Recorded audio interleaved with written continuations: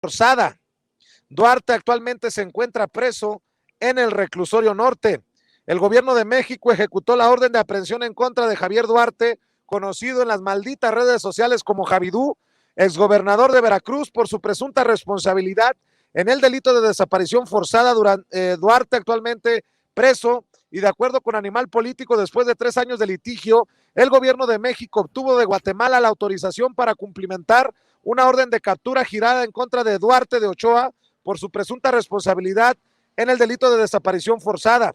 Según Animal Político, dicha autorización era necesaria, ya que el país centroamericano extraditó en 2017 al exgobernador veracruzano por delitos de corrupción y de acuerdo con el tratado firmado entre las dos naciones se requería obtener la luz verde para detenerlo o procesarlo por un delito distinto.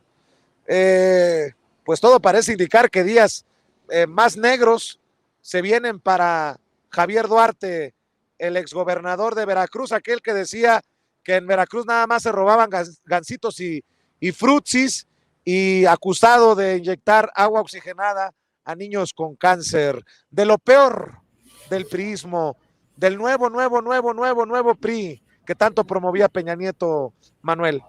3.0, en versión actualizada. Es lo más pestilante, o sea, lo más terrible, hediondo, lo más funesto de política mexicana, la generación 2012-2018 que gobernó muchos estados priistas en este país. En el caso concreto de Javier Duarte, hace unas horas estaba recordando con mi querido Hans Salazar cómo había persecución de periodistas, de fotoperiodistas, el caso de Rubén Aguilar, que en paz descanse, Nadia Vera, activistas, cómo eran perseguidos. Tal vez alguno de ustedes se acuerde de esta icónica foto de la revista Proceso, que incluso fue portada, donde está un Javier Duarte malhumorado y con una panza enorme, terrible, ¿no? Ahí con una gorra de la Policía Federal o algo por el estilo, las Fuerzas Estatales de Veracruz. Y eso fue uno de los factores para que estos fotoperiodistas fueran desplazados de Veracruz. Bueno, incluso uno de los actuales chamucos del Chamuco TV, perseguido durante el sexenio de Javier Duarte, Rafael Pineda, Monero Rapé, ¿no? Por ejemplo, para que nos demos una idea de la contextura moral de un personaje como Javier Duarte de Ochoa. Ahora, sinceramente, esa condena, esa pena de 9 años no corresponde a la gravedad del daño que le hizo al gobierno de Veracruz, desde ponerse de acuerdo con el gobierno de Enrique Peña Nieto de pactar a través de Miguel Ángel Osorio Chong y Televisa una entrevista con Carlos Loret de Mola, donde no me iba a ir y al final se fue, pues todo arreglado, incluso la misma captura en las que una hora antes grabó un video ahí en uno de los balcones diciendo que su captura iba a ser utilizada para golpetear políticamente a Andrés Manuel López Obrador. Es decir, este es el tipo de personaje que representa a Javier Duarte y el priismo de la era del peñanietismo, así como hubo un priismo de la era del salinismo, la era del peñanietismo, uno de los más corruptos, si no es que el más corrupto de la historia de este país, y no solo es Javier Duarte, es César Duarte, Roberto Borges, incluso actuales gobernadores salientes. Es francamente terrible este grado de descomposición y de putrefacción de política, pero al final son las obras de un sexenio. Esto nos debe de hacer recordar que no tienen que tener la más mínima posibilidad de retorno.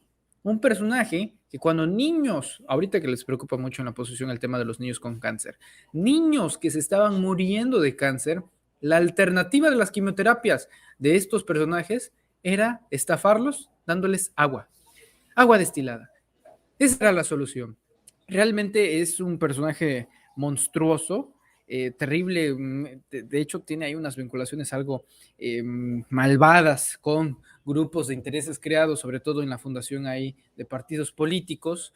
Pero bueno, al final de cuentas creo que tiene que caer el peso de la ley. No estoy seguro, porque no soy abogado, cómo funcionaría una orden de aprehensión una vez que esté en la cárcel, o sea, una vez que salga lo vuelven a prender o se hace otro juicio ya a través del delito confirmado. De cualquier forma, yo espero que Javier Duarte de Ochoa esté muchos años en la cárcel, porque ese tipo de personas son las que simplemente reinciden nuevamente con el uso o no del poder.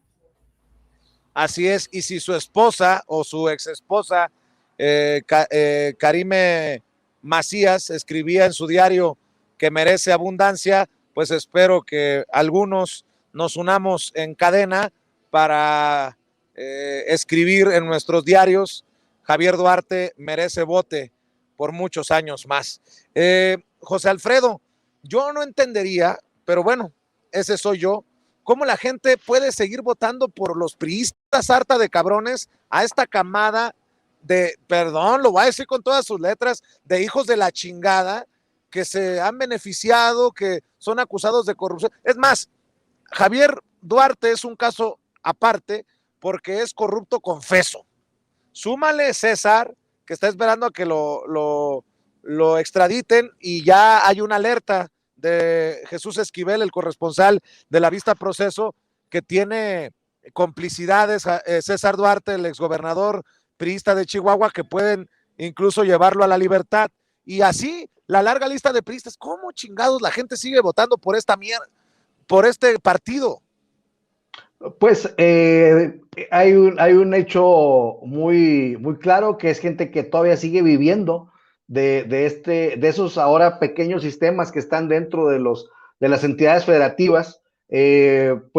Pongamos el ejemplo de la prensa chayotera, Vicente, que al no encontrar ahora pues cabida dentro del Poder Ejecutivo Federal, pues se tienen que ir a los poderes ejecutivos de las entidades federativas a buscar hueso, porque ya en la federación no encuentran. Y ese es un pequeño ejemplo de cómo pues siguen esas entidades federativas pues encubriendo, sobornando, aceitando ahí, teniendo contratos con diferentes personas de las entidades. Y pues, por ejemplo, imaginemos, así te pongo un ejemplo, una universidad tecnológica de alguna entidad federativa. Pues bueno, pues tienen la rectoría de esa universidad tecnológica, tienen la rectoría de las universidades autónomas, muy entrecomillado,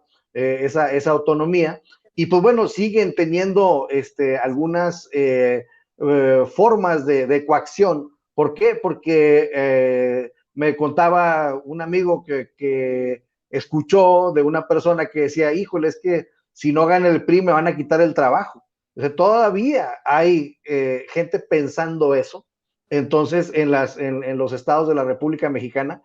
Y pues esto hace que esa maquinaria que cada vez más es menos aceitada, pero, y vaya que soy de Coahuila, Vicente, en donde el PRI no ha dejado de gobernar desde que yo tengo uso de razón y mucho tiempo más para atrás.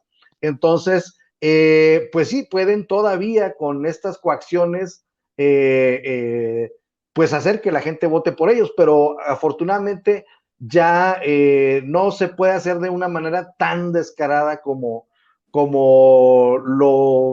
vamos, a mí me tocó como candidato ciudadano vivir ese tipo de fraude tan burdo, en donde, por ejemplo, llegaban a una casilla y decían, ¿cuántos han votado?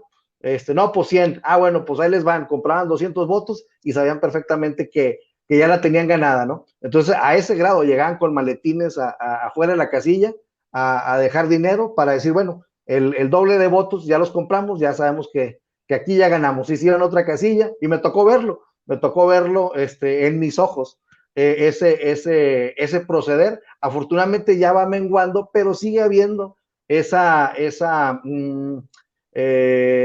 coacción del voto a favor, pues amenazando precisamente con quitar los empleos, con esas migajitas que le dan a los líderes de calle, líderes de colonia, líderes de sector, etcétera, etcétera. Pues es una infraestructura que estaba totalmente cooptada porque había mucho presupuesto que se desviaba para ese efecto. Pero afortunadamente, pues bueno, ahora que ya es delito grave hacer este tipo de fraudes, yo creo que va a menguar, pero sigue habiendo gente que pues no les cabe también en la cabeza, Vicente, hay que decirlo, que los logros de la Cuarta Transformación Nacional, por ejemplo, y siguen cerrados en su idiosincrasia y pues siguen apoyando a estos gobiernos, porque pues bueno, dependen en cierta forma de ellos, y también pues interviene mucho el tema del clasismo, el tema del aspiracionismo. Y si me dejas ponerte un ejemplo, porque nuestro presidente Andrés Manuel López Obrador hace mucho énfasis, acá es el PAN, pero déjame te platico cómo está el clasismo ahí el aspiracionismo en la colonia del Valle. Hicimos un reportaje acerca de un sistema que hace el gobierno del Distrito Federal para volver a levantar los edificios de la nada y solamente con una condición de que en la planta alta les permitieran poner otros departamentos para venderlos y que se puedan financiar los de abajo, de toda la reconstrucción, desde los cimientos hasta arriba, que se cayeron con los sismos recientes. Y entonces me llamó mucho la atención que lo primero que me decían las personas que les habían construido exprofeso su condominio, su departamento, mucho mejor que el que tenían antes, y lo primero que nos decían, pero yo no soy de Morena, no crean que yo voté por Morena, pero estamos trabajando pero yo no soy de Andrés Manuel, pero yo no soy. Entonces dije, o sea, uno dice, todavía que les hacen el edificio totalmente gratis y todavía te dicen, pero yo no tengo nada que ver. Y eso nos ocurrió mucho en la Colonia del Valle, nomás para que veas, para responder tu pregunta del aspiracionismo que siempre habla el presidente y que muchas veces ese pensamiento, como dice, hoy lo dijo en la mañanera, son millones. Afortunadamente va menguando esto, pero todavía hay millones, Vicente, que piensan de esa manera. Y hago referencia a su discurso del presidente, que es tiempo también de definiciones, Miguel, y se vienen elecciones el próximo año y en el 2023, sobre todo en Coahuila y en el Estado de México, en donde no ha habido alternancia, en donde la gente tendrá que decir por qué camino quiere seguir, ¿no? Pues yo creo que aquí en el Estado de México la asignatura pendiente es ya quitar al vampiro, o más bien, bueno, ya que se vaya y que no llegue, que no vuelva a llegar el PRI para nada. El PRI ha sido la gran tragedia del Estado de México, y creo que, pues ya lo he dicho muchas veces, hay muchos elementos que nos llevan a pensar que se robaron la elección, precisamente, pues en el 2000, fue 2015, me parece, ¿no? 2015, cuando se la robaron, 2016. No, 2017, perdón, sí, cuando se la robaron a Delfina Gómez. De hecho, hubo muchas prácticas documentadas que yo creo que la gente prefirió decir, bueno, pues mejor vámonos al 18, vamos a ganar en el 18, pero en el Estado de México hubo unas prácticas terribles del PRI que hablan de yo creo que de una decadencia, de que ellos ya estaban conscientes de que era lo último que tenían para robar. Fíjate que lo veo así de esta forma. Por ejemplo, en el régimen de la familia real, que es derrocada, la familia real rusa que es derrocada por el partido bolchevique en la revolución del 17, pues fíjate que ellos estaban tan desconectados del pueblo, tan fuera de la realidad, que ni siquiera hablaban ruso, hablaban puro francés entre ellos, y estaban eran tan crédulos y tan supersticiosos y tan fuera de la realidad que estaban en este sentido, que dejan entrar a alguien como Grigori Rasputin para que sea el consejero, un loco, totalmente un loco. O sea, eso me recuerda precisamente a lo de Karime Macías diciendo que merece abundancia. Y fíjate qué curioso, llega con vientos de cambio el partido bolchevique, arma la revolución del 17 para derrocar a ese régimen, pues que ya era anquilosado, que no tenía ninguna conexión con el pueblo y que lo que querían era que el pueblo tomara el poder. Y después, en el 29, se funda el PNR, lo que ahora conocemos como el PRI, con base en los estatutos del partido bolchevique. Se terminó convirtiendo en aquello que combatía. Se terminó convirtiendo en aquello decadente, desconectado del pueblo, descaradamente ratero, crédulo, supersticioso y totalmente pues negado a la alternancia, ya amachado en el poder. Ya sabían, de hecho pues lo dejaron ver cuando abrieron Los Pinos, precisamente, ahora que se abrieron Los Pinos como un espacio cultural, pues que se robaron hasta los servilleteros. Se robaron hasta el carrete del papel de baño. Entonces, ya sabían que había que hacer un saqueo, ya de hecho, durante un tiempo, durante los primeros años de gestión de Peña, ves que gana en el 2012, que Televisa lo pone prácticamente, eso lo documenta muy bien precisamente Genaro Villamil en su libro del telepresidente.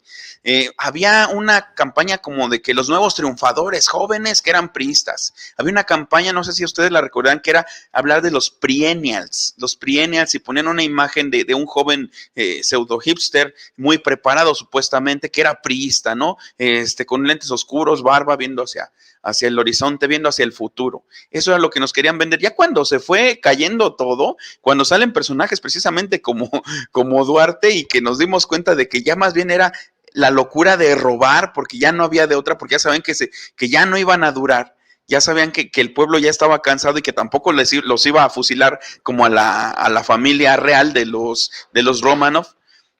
Pero pues simplemente lo que hicieron fue agárrate todo lo que puedas y mete papeles a la trituradora para que no encuentren todo lo que hicimos.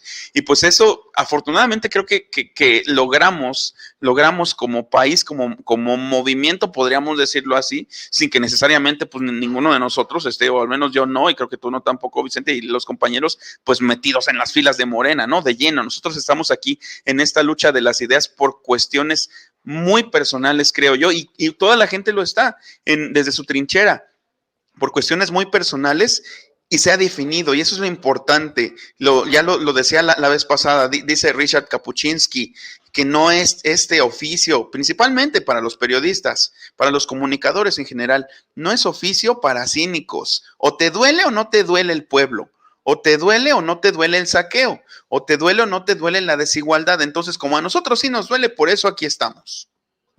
Bien dicho, Miguel. Y la que también se expresó